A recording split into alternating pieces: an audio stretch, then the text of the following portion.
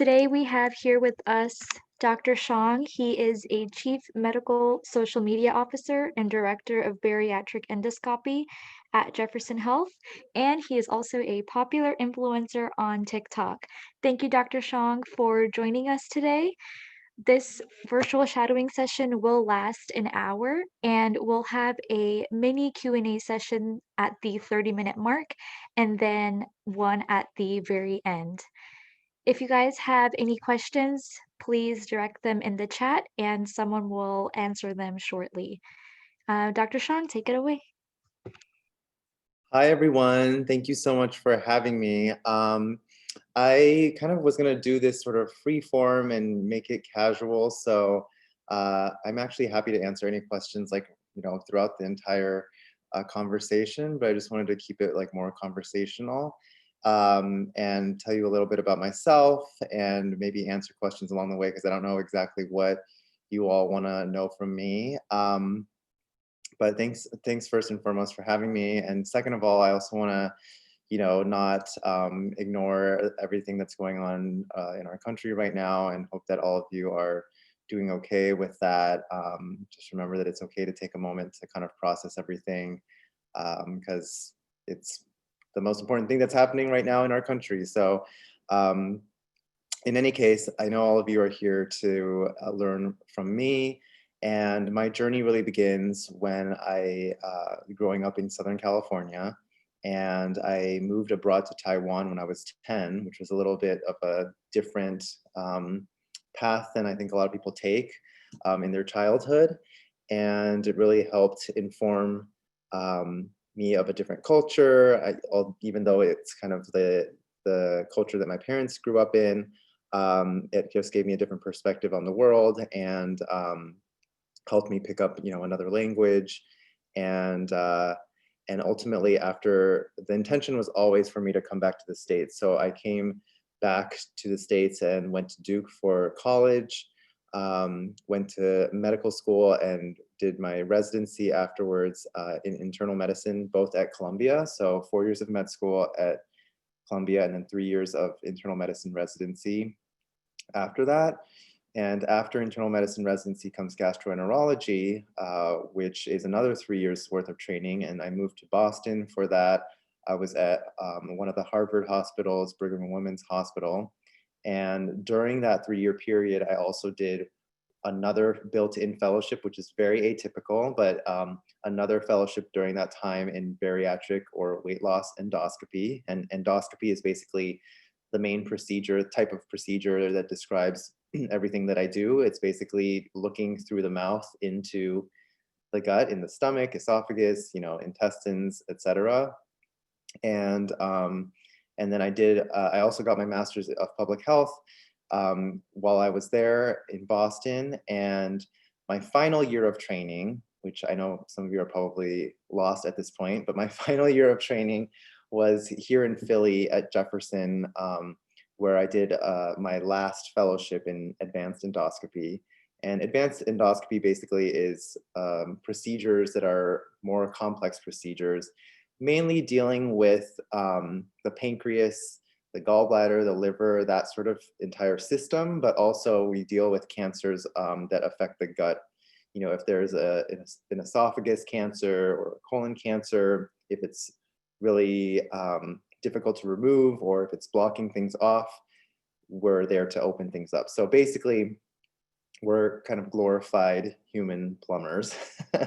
But in any case, that basically describes my entire training in a nutshell. It was 15 years after high school, which sounds like a really long time, but I guarantee you that it goes by in a flash. And the journey through medicine is extremely long, but it's shorter than it actually seems, because at a certain point you're actually kind of learning on the job. You're actually in the hospital. For me, that began halfway through med school. So really the last 10 years or so really were already working on the job in the hospital. So it didn't feel like I was sitting through lectures all the time, or doing the traditional classroom type of gig. Yeah, and so that is really what describes my clinical training. So, what I do in my day job in medicine. Um, and I can obviously go into further detail about that in a little bit. And the second half of my job is the chief medical social media officer job, and everything basically social media related. So I have what I do, treating patients, seeing patients, taking care of patients, etc., um, during the week, and then whenever I can after hours, I also, am very involved outside of my day job in all sorts of different things, but a lot of things are around social media. And one of those is having this other position of chief medical social media officer for my 14 hospital health system. And I also founded a nonprofit organization last year called the Association for Healthcare Social Media to basically help my health professional colleagues use social media more effectively without getting into trouble by doing irresponsible things. And part of that is all driven by how I've recognized that most people out there are getting their medical knowledge not from us in our very brief encounters in the hospital or in the clinic, but rather through traditional media or social media. And especially like with the pandemic in this past year, people have been spending much more time online on their on their phones, etc. So it's become increasingly important. And I think it goes without saying that social media has the power to really impact what what the public opinion is about a certain topic, whether it's the pandemic, whether it's about our social political landscape. It's a really powerful instrument these days. And so as much as people have been talking about like misinformation, that has real life implications in what we do, because patients sometimes will substitute what they're recommended by us in what their actual treatment plan is with what they read on social media or what they hear on social media. And some of that information is coming from people who don't have any medical training. And the fact of the matter is, we as a health professional community just don't have much time to be on social media, and worse off, we don't even have incentives to be on social media. And so that's all something that I am kind of trying to work on with others, who have been doing social media for a long time. I started off on Twitter, then I sort of transitioned to Instagram a little more, and then as was mentioned, like TikTok and YouTube, just because I think it's important to try to put medical information as best as we can, as much as we can, and if it isn't for someone like me who's actually been through all the training and can actually speak on some of these topics, then I don't know, some of the people who are talking about these things may not be actual experts on those areas. So yeah, that's my whole second job. And I also help to guide our professional societies within my field about their social media use, and kind of have, through this entire journey, worked directly with the social media platforms, whether it's YouTube, LinkedIn, TikTok, to try to, do a better job. And truth be told, a lot of this was like moving very slowly up until the past year, when I think these platforms finally realized that um, people are looking to social media for health information, and that the health information that's on their platforms can truly impact what's going on in our world. And so now they're really trying to invest more time into helping us, and to build up this whole health segment of their platforms. So it's a really exciting time, and it's kind of strange that I have um, my career kind of going like in two different directions at the same time in parallel. But it's kind of what makes my life and my job interesting, is that I get to do like what I like scientifically and clinically with my patients, but I also get to like indulge in my other passions like social media, which I've had like ever since the MySpace days. So yeah, I don't know if like, I know we're probably too soon for questions, but maybe we can start with some questions, because I feel like I can kind of like riff off of that a little bit.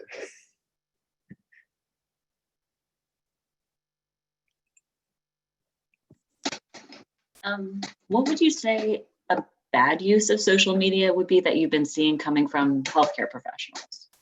Yeah. Well, I think that, first and foremost, I always think about putting the patient at the center of what we're doing. So the main things that apply directly to the patient are violations of patient privacy. And I should say that like a lot of the mistakes that are made are not intentional. Um, but sometimes, people want to share interesting cases and they want to share like the cool things that they're doing and educate through that. And sometimes that can, reveal a patient's identity. And I always operate off the idea that if a patient's family member can kind of figure out who I'm talking about based on what I'm saying, then that's not okay. So that's the first thing. The other thing is that, there was like a professionalism issue that was kind of become more apparent in the past year, especially with like more and more health professionals getting on TikTok, is that some health professionals have really found themselves in hot water because they were doing skits that were sort of mocking patients. And there have been actually several instances where people have ultimately like been, terminated from their jobs from what they post online. And sometimes some of the mocking the patients thing is just a really bad look, and I think it just totally erodes trust in the health system. Health professionals are like trust in physicians, especially, is at like an all-time low. And especially with the pandemic, I think people trust it even less because they often associate doctors with like authority, which is like not a great association. Um, but yeah, I think that that's one thing is professionalism. And then also like people who kind of use social media for personal use, but don't realize that, if there anything they put out there on their personal page in DMs and whatnot can be taken and used against you. And sometimes, it's not necessarily like an unwelcome thing, especially if some of these opinions that people have are like totally problematic and sometimes racist, homophobic, etc. And institutions, from a selfish perspective, like hospitals and health institutions don't want their brand or image tarnished by employees going out and doing stuff like that. So those are the two like most obvious things: professionalism and patient privacy. But then I think now that there have been people who've built like big followings and have had like brand deals and are talking openly about what they do all the time, there's other concerns about like, well, how do we deal with you know brand deals and like endorsements and sponsorships? This is not something that we as a field have ever had to deal with before, and sometimes there are conflicts of interest that we have to disclose. And it's one thing if medical students or health professionals are promoting scrubs, and it's another thing if they're promoting like supplements, things that can potentially carry health risks. So these are all things that we haven't been as aware of until like more recently. And there's a whole host of other issues that we've run into over time. Like if we speak out about really polarizing topics, people get doxxed, people get harassed, and those are all things that we have to work through. So yeah, those are a couple examples. Dr. Thank Xiang, you. we have a few questions for you in the chat, so I'll be reading them aloud. Okay. The first one is, what made you decide to do an MPH, and when would you recommend pursuing one? Great question. By the way, thank you all for submitting questions. So my MPH was actually done during fellowship, right? So this wasn't like as a part of med school. I know a lot of medical schools will offer like MD, MPH programs or something like that, like a dual degree program. And I know a lot of other people who will do like a master's prior to applying to med school as kind of like a stepping stone or something to boost their resume. I would say that, I would really get an MPH, a master's in public health, only if you really know what you want to do with it. Because otherwise your experience is just not going to be as fulfilling and you're not going to get as much out of it if you just do it for the sake of doing it. And what's great about the master's in public health is you can take it in a lot of different directions. Some people want to do global health, some people want to do biostatistics, health policy, health management. Like there's a lot of reasons why people get that degree. But the fact that I got it during fellowship, it was initially intended more for biostatistics, and later on I sort of changed my direction a little bit and went more into like health leadership and health communications. And but at that point, I had a lot more context, right? I had already been through med school, done like half of my training, knew how a health system operates, and had a lot of questions about, how do we, like, what are all the flaws with our health system? Why is it such a mess? What can we potentially do to make it better? Why are some of the decisions that are being made in government kind of, why are they the way they are, basically? And I think it's really helped me a lot. But I think especially if people have like a particular interest, let's say like in global health, I can see how that is, can be extremely helpful, and not only in just like what you're learning, but the people that you're going to be connected with by going to a program like that. Thank you. Our next question is, what is your typical day like? So my week, I'll describe my week first. So I am in a very procedurally heavy field. So my schedule is like what I do basically is kind of like more akin to like a surgeon's schedule rather than like a medicine doctor's schedule. So I see patients in clinic, like in the office setting, 1 day a week. I have 3 days of procedures. 2 of those days are procedures for people that I see like who are coming from home.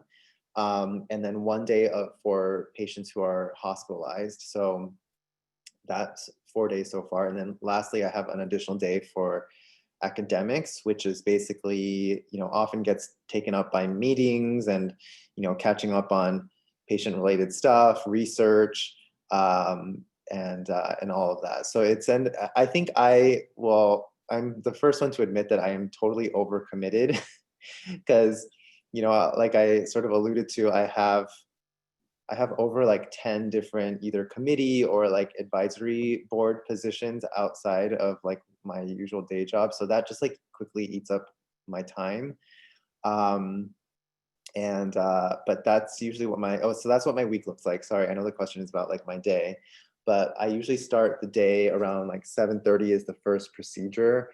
And it usually ends by around like 5 or 6. So it's not a bad schedule, all things considered. And then, especially these days with everything being virtual, we end up having like virtual conferences and webinars and meetings at night, which I'm not a huge fan of most of the time. This kind of thing I love doing because I love connecting with all of you. But like those types of boring meetings that I have to sit through for other things are like not that fun. And then I try to do whatever else I can after work as well, whether it's research, writing stuff, social media stuff. So yeah, it's a very active day, but I try to find time to take moments off as well. Awesome, thank you. Our next question is, how do you go about maintaining a balance between respecting patient autonomy and providing the best care possible? Ooh, good question. I think that I always treat my relationship with patients like like we're a team. So I'm there to inform them about what they're doing, and there's certain things that I can't force a patient to do anything they don't want to, but I can certainly explain to them why I'm recommending. And often that's I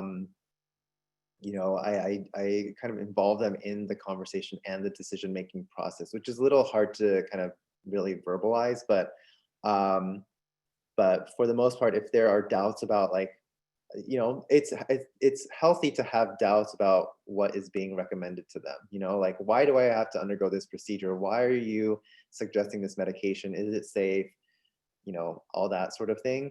And I try to answer those questions as patiently as possible and as quickly as possible.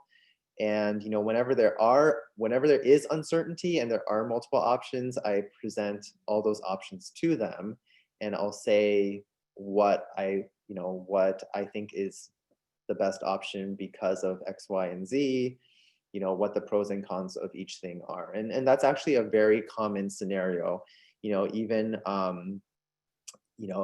patients who are coming to me for like weight loss options, I'll be like, these are the procedural options, these are the like medication options, and there's also like stuff that is non-invasive entirely that we can try, but we should always set expectations for ourselves. If it doesn't work out by a certain time, and we've tried all these things, then maybe we should move on to the next thing.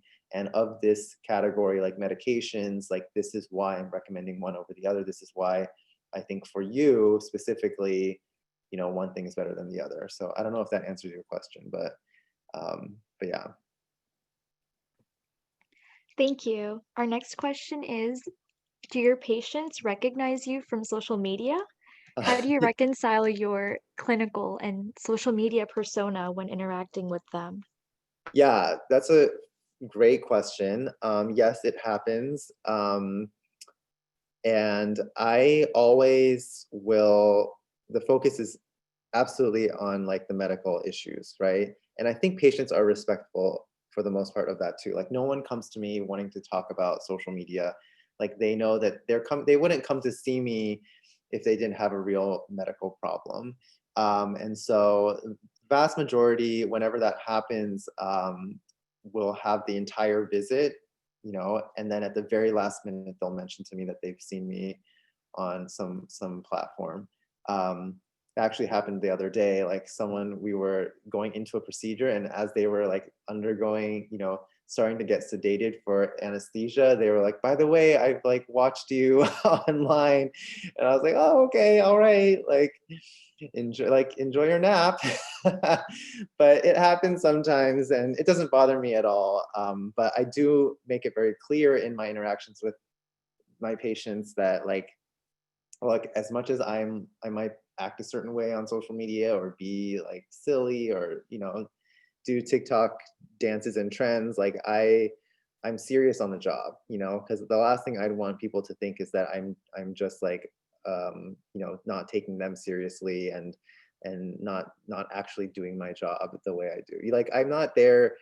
I even on social media, I think that the reason why I list my credentials and kind of remind people of like what I do is because I want people to recognize that when I'm putting out like solid medical information, that it's not without basis.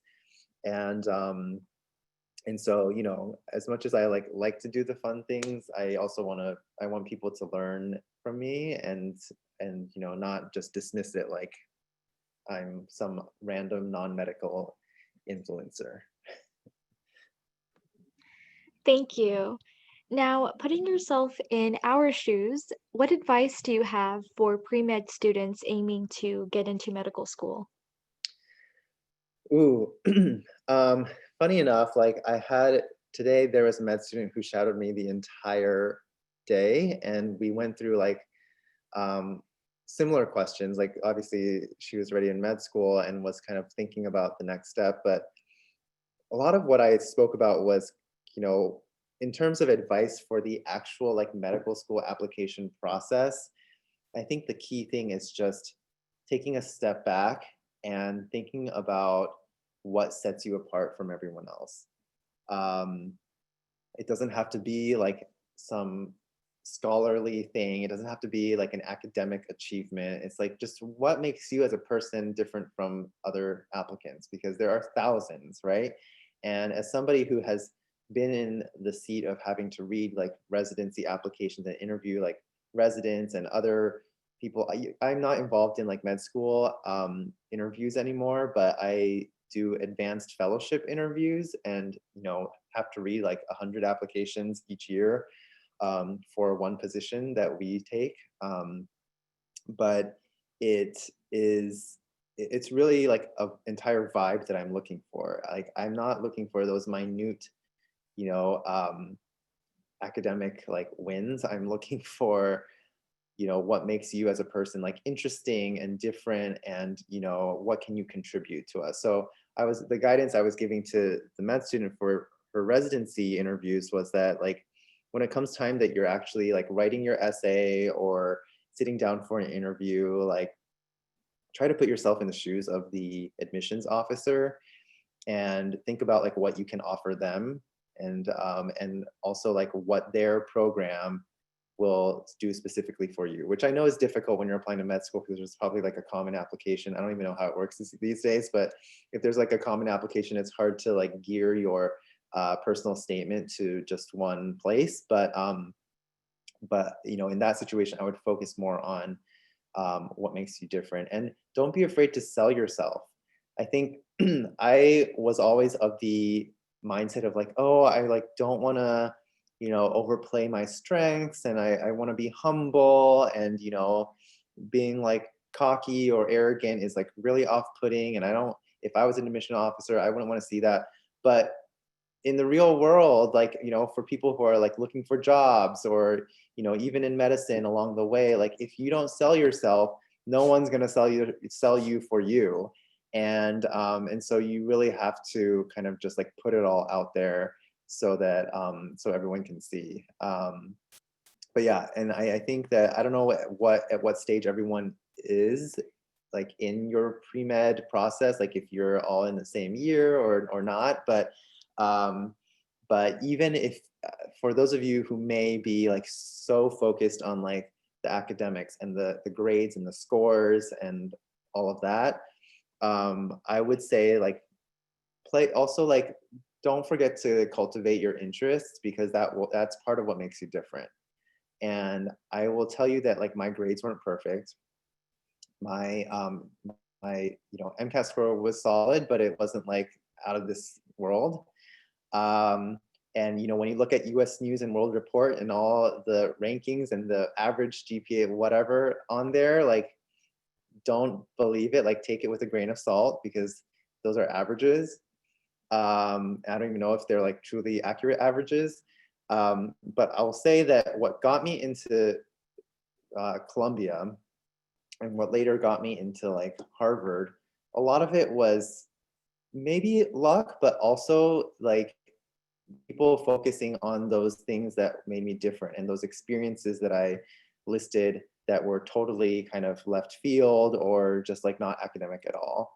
And a big part of that was like music was always a thing. Like I grew up playing the violin, which I know is like very stereotypical, but it like really was a major part of my application. I was concertmaster in college for the orchestra, so I think that raised some eyebrows and got a little bit of interest here and there.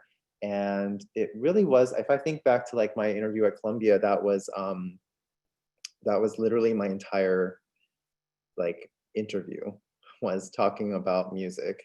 And similarly, like a couple years down the road for my fellowship interview at the Brigham, it was also a lot of it had to do with music. And sometimes that just like if you can click with the interviewer that way, I think that just like is, you know, that's like a interaction that no grades or like scores can buy you. You know, that type of like relationship you develop is really, yeah, can really make or break it. So I know that was a really long-winded answer, but hopefully it's helpful.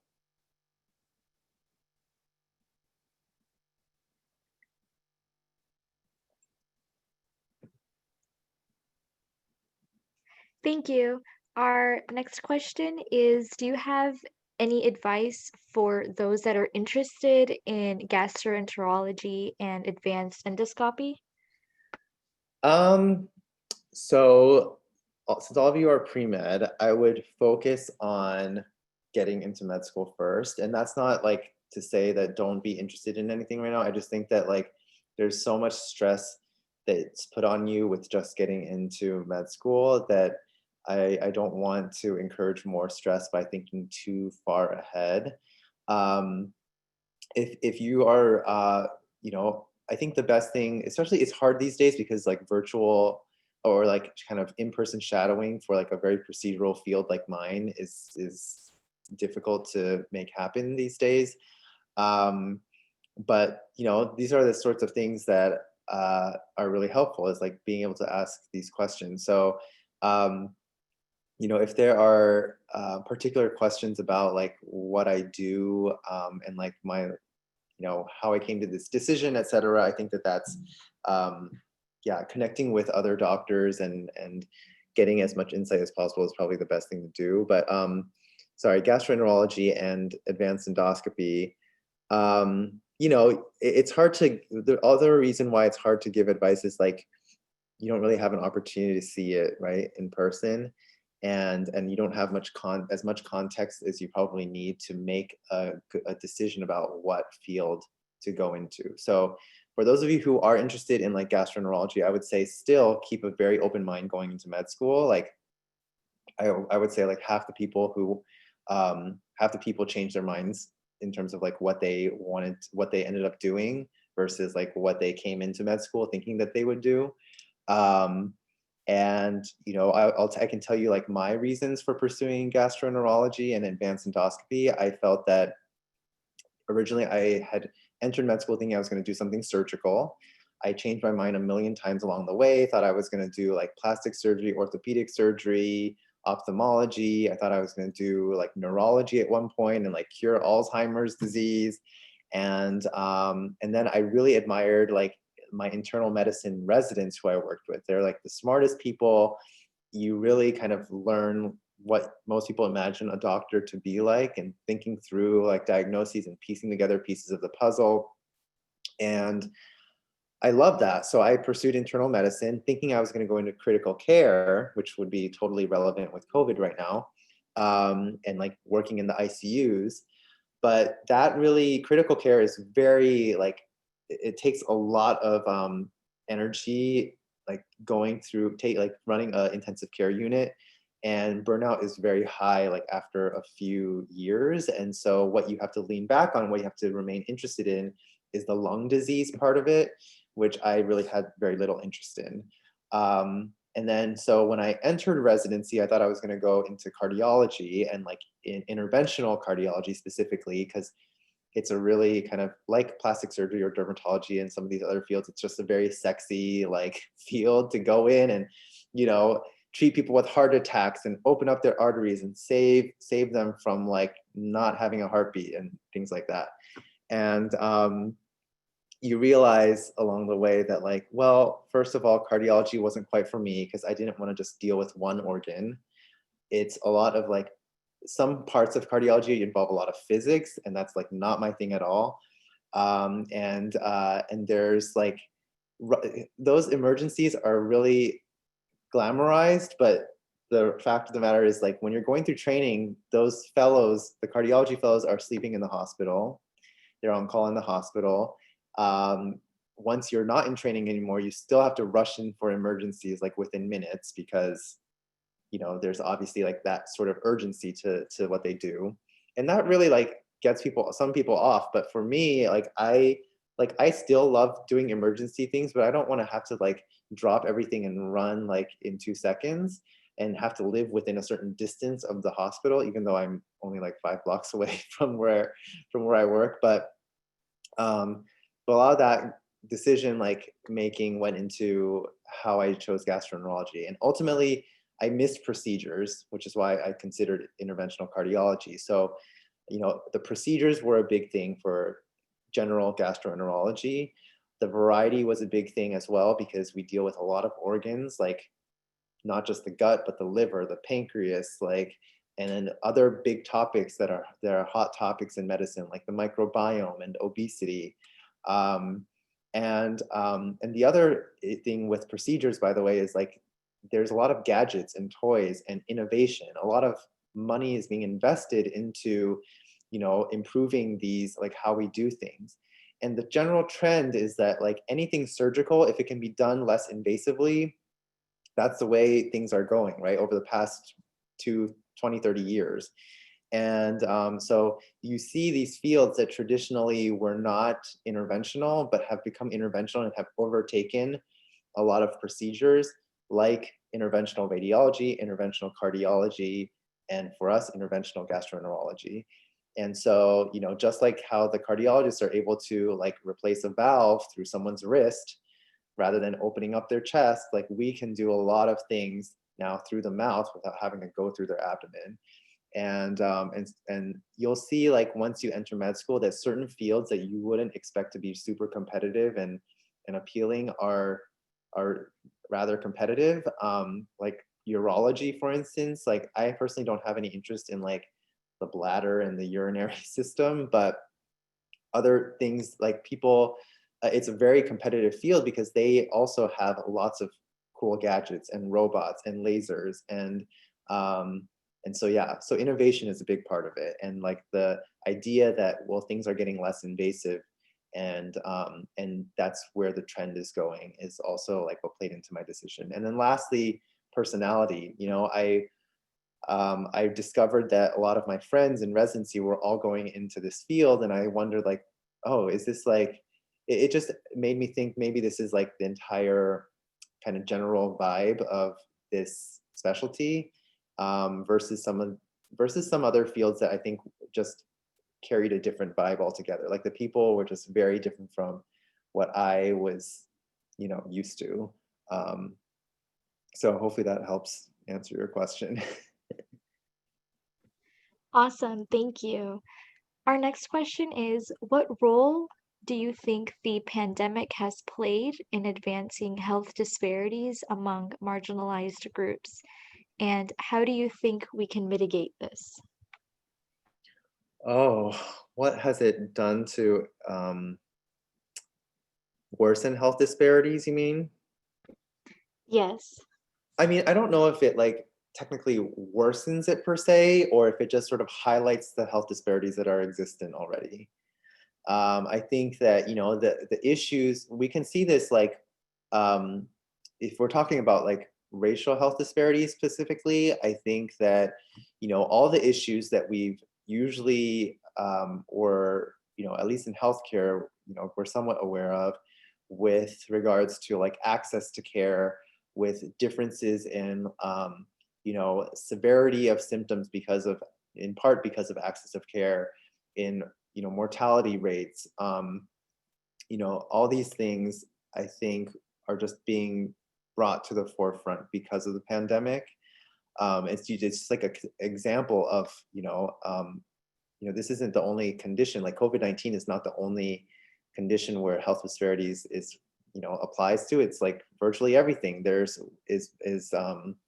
are health disparities present, and what can we do like to mitigate this? It's just, that's the $1 million question here, and that's the reason why politics does play into how healthcare is done in the U.S. It's interesting that like a lot of doctors, myself included, who've spoken out about politics and racial disparities over the past year, have like gotten a lot of feedback that has not been good. People are like, just like, stay in your lane, don't talk about this. You're supposed to be talking about medicine only. And it's like, well, medicine in reality, like actually, the practice of medicine is highly dependent on health policy. And if we're not allowed to, if our patients aren't protected, then we like, our hands are tied to a certain extent. When the current administration rolled back protections for certain, for like transgender individuals, like that was a big blow, because this plays into like how my patients feel when they go seek healthcare, or it also like deters some people from seeking healthcare. And then like the differences in politics with regards to insurance policies, and insurance dictates a lot of what we do. That's like what's often frustrating about medicine, is that we often will say like, our patient needs something, and insurance won't pay for it, or they won't approve it, so we end up not being able to give them that. So yeah, I think I know I went off on a tangent there, but this is going to be an issue that I think we're trying to move the needle here, and elections have an important part impacting that, but I don't see, I feel like health disparities as a whole is something that we're going to constantly struggle with, you know, because there aren't an unlimited number of resources out there. And we have to like figure out how to best give everybody, you know, as much as we can. Thank you. Our next question is, do you often find yourself working in a larger team, such as with nurse practitioners and physician assistants? Yes, absolutely. You know, on our inpatient service for like hospitalized patients who are hospitalized under our team, like there are certain conditions that, you know, they are best served under our team. We have, you know, someone like me, an attending physician. We also have a hospitalist who's also an internal medicine trained doctor who's like fully trained and deals more with the medicine, general medicine issues.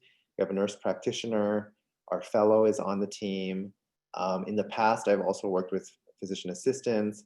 It's often like some patients require like a whole multidisciplinary discussion, and sometimes even procedures are done with other specialties. Like last week, I had a procedure that the interventional radiologists were in the room with me.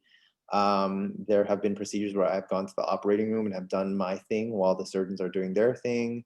So, you know, and we often collaborate. We have to talk to other doctors in other fields like oncology, radiology, pathology, you know, surgery, et cetera, all the time. So yeah, I do find myself in a lot of different large teams.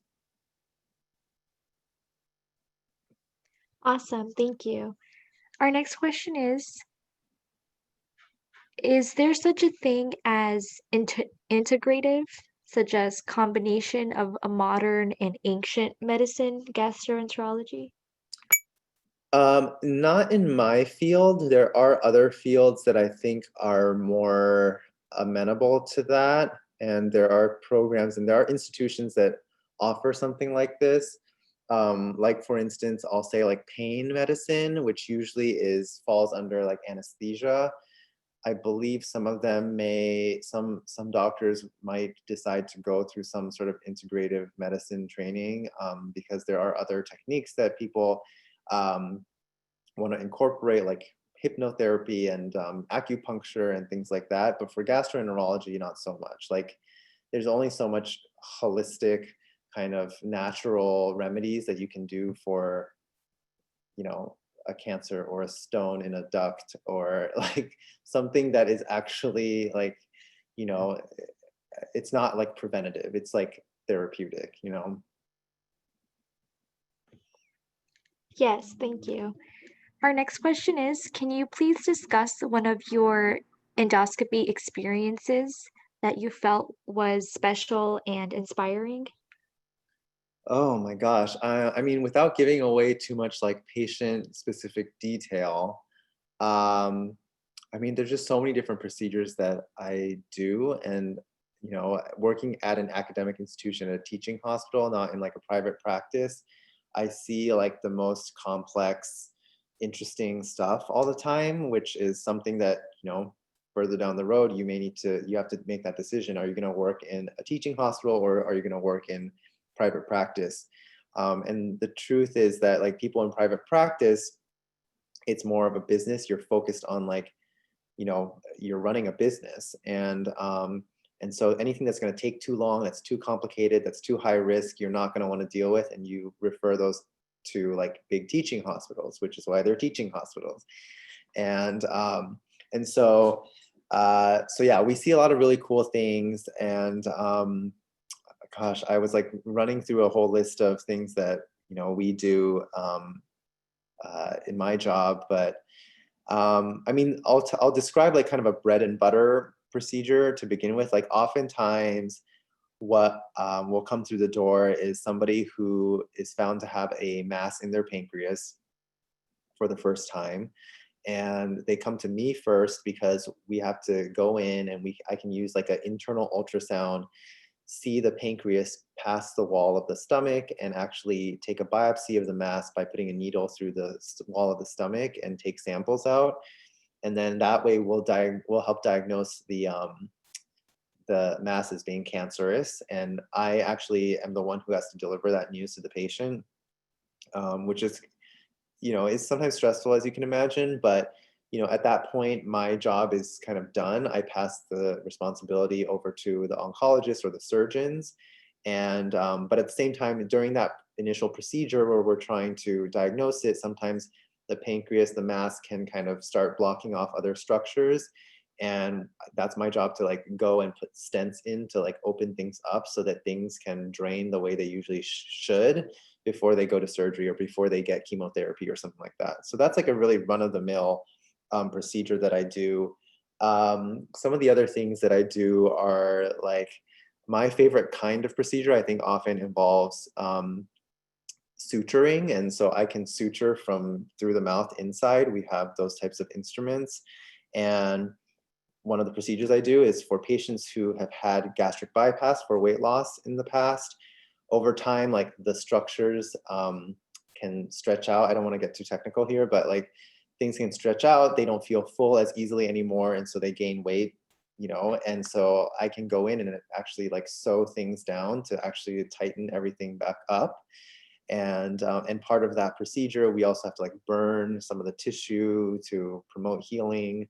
Some of the other cool things that we do, just thinking about the different gadgets that we use, like we freeze things off, we inject glue to like block off flow to blood vessels that, are bleeding uncontrollably. We often will use like lasers to break apart stones and to also like zap away tumors. Yeah. But in terms of like what's inspiring, I mean, I feel like every case has the potential of being like really inspiring for whatever reason. If it's like a collaboration among doctors, if it's just the condition being a rare condition, if it's like a procedure that's really satisfying because we took a giant stone out or we opened something up and, something like that. Like there's a lot of different reasons why things can be inspiring. Awesome. Thank you for sharing. Our next question is, where do you see yourself in 5 years? Oh, this is a good question. Gosh, this is like an interview question. Um, to be honest with you, like along the way, I've never made like big 5-10 year plans. And I don't know if that's like necessarily good advice not to do that, but I really have just sort of kept an open mind because I think if I have like tunnel vision, I will pass up opportunities that otherwise, I wouldn't have kind of run with.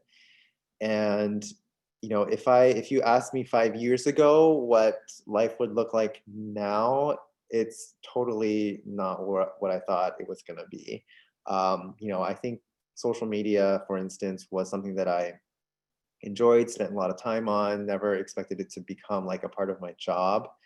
And now it's like a significant part of my job. And who knows, like in 5 years, what's to come. My like personal fear is like I'm not going to be able to like meet a certain goal or expectation. Like a month ago, I was interviewed by the New York Times. Not the first time it's happened, but it's kind of the first time that it was like a feature of me, and it was on like the front page, and it was the day that they rolled out the vaccine. So it was like a lot. It was like because the article was about me talking about vaccines on TikTok. And I feel there were definitely moments where I thought to myself, gosh, have I peaked? Is this it? Like, where am I gonna go from here? Like, this is like a goal that I think a lot of people wish they could attain. And then after it happens, like, where do you go from here?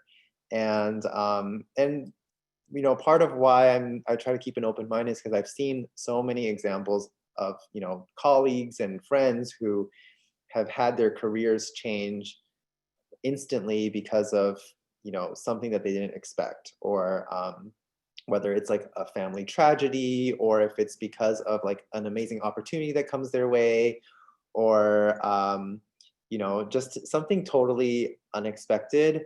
And so I'm just going to allow myself some room for that and hope that, that things may come out. Some things will incite like a change, whether it's like, there's suddenly drama at work or whatever, and you want to get out. And that could ultimately be like what determines, where I end up. And in medicine, especially academic medicine, if I want to find a position like what I have now, it's going to be very difficult to replicate.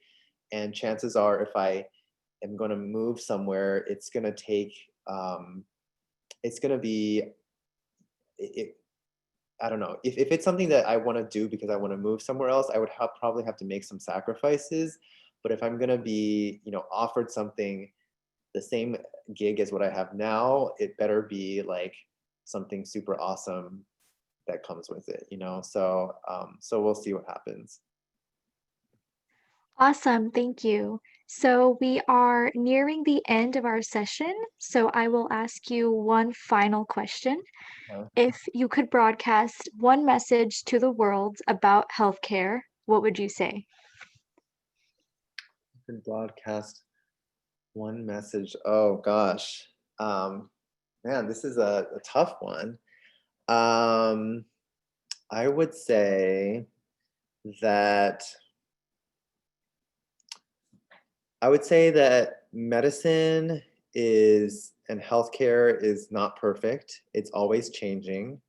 So, so I think that when people are reading about health stories or any story really online, to kind of take it with a grain of salt, understand that it's not necessarily generalizable to everybody, and that's the reason why experts are there. Experts are out there not to tell you like that something is absolutely the only way to do something.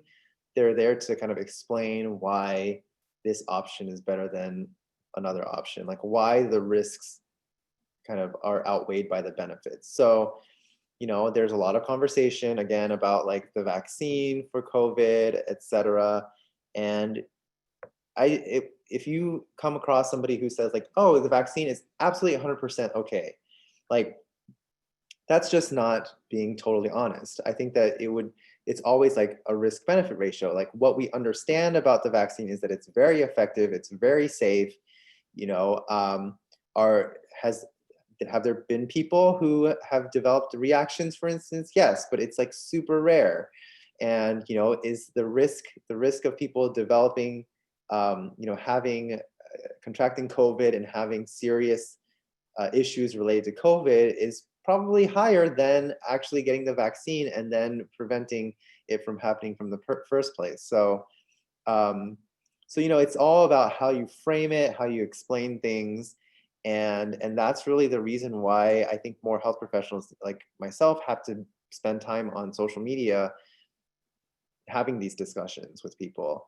Because otherwise, people will listen to people will listen to others who can spend more time online, who can just like, get come up with explanations out of nowhere and not actually like review the data and understand the context of what this is about. So yeah, I don't know if that was like a very concrete like example, but it's the best that I could think of.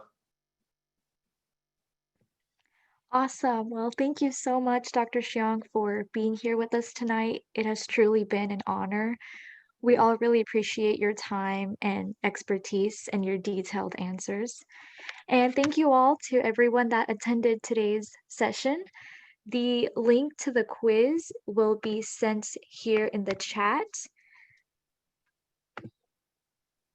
And the quiz will be open until Monday, January 11th at 11:59 Central Time. You have to score at least 6 out of 10 correct in order to pass, and then you will receive a certificate in your email within a week or so. The quiz will also be sent out on our GroupMe, and it is also on our website. Thank you, everyone. And if anyone has other questions, you know where to find me. So feel free to reach out to me privately.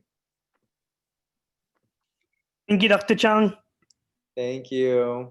Thank you so much. This is great. Thank you. Thank y'all for attending. If you have any So much. questions, please direct them to Thank you, our everyone. Instagram or to the group me. Thanks. Thank you so much. Have a good night.